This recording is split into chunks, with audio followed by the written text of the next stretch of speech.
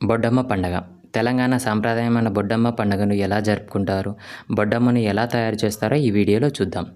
మీరు మాత్రం తప్పకుండా ఈ వీడియోను స్కిప్ చేయకుండా చివరి దాకా చూడండి. మీకు బొడ్డమ్మ గురించి ఫుల్ ఇన్ఫర్మేషన్ అనేది ఈ వీడియోలో తెలుస్తుంది. మీరు మాత్రం స్కిప్ చేయకుండా చూడండి. బొడ్డమ్మ పండుగ బతుకమ్మ పండుగకు ముందు వస్తుంది. ఈ పండుగను ఒక్కో ప్రాంతంలో ఒక్కో విధంగా జరుపుకుంటారు. భాద్రపద మాసంలో వచ్చే మహాలయ అమావాస్యకు ముందు వినాయక చవితి మరుసటి రోజు బహుళ పంచమి నుంచి 9 రోజులు ఈ పండుగను జరుపుకునేవారు కొందరైతే. మరికొందరు 5 రోజులు, 3 రోజులు దశమి, ద్వాదశి నుంచి జరుపుకునేవారు మరికొందరు. ఈ పండుగను బొడ్డమ్మల పున్నమి అని కూడా అంటారు. ముఖ్యంగా ఈ పండుగను చిన్నవారైన ఆడపిల్లలు, పెళ్లి కాని అమ్మాయిలతో జరిపిస్తారు.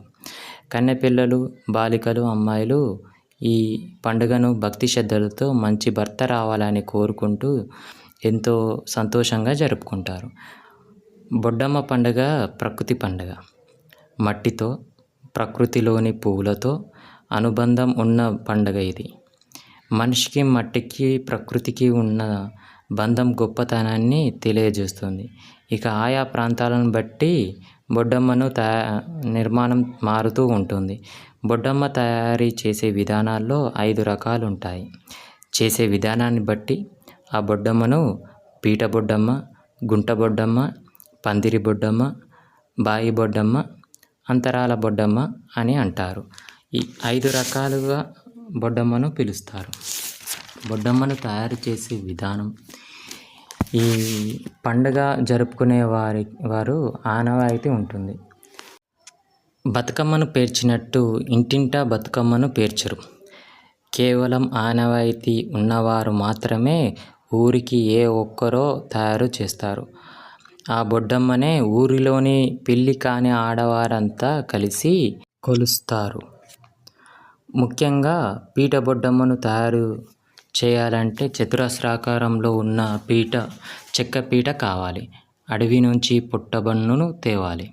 పిండిలా పిసికి పీట మీద గుండ్రంగా 5 దొంతరాలుగా పేరవాలి. పైదాకా గోపురం ఆకారంలో వచ్చేలా చేయాలి. ఆ పైన ఒక చిన్న గిన్నె, అందులో పసుపు, గౌరమ్మను పెడతారు.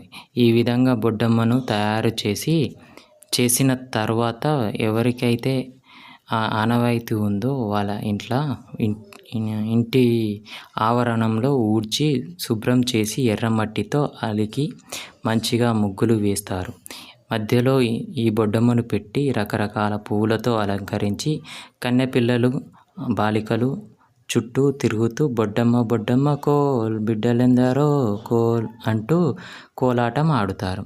చివర్లో నిద్రపో బొడ్డమ్మ నిద్రపోవమ్మ, నిద్రకు 100 నీకు 1000, నిన్నుగన్న తల్లికి నిండు 100 అంటూ పాడి తర్వాత బొడ్డమ్మను జాగ్రత్తగా తీసి దేవుని ముందు పెడతారు.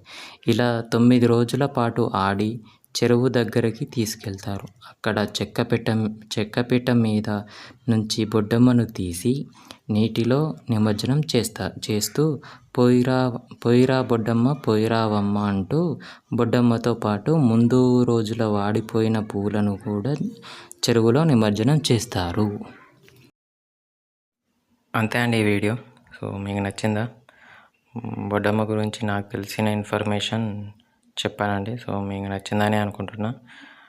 నచ్చితే ప్లీజ్ లైక్ చేసి సబ్స్క్రైబ్ చేసుకోండి.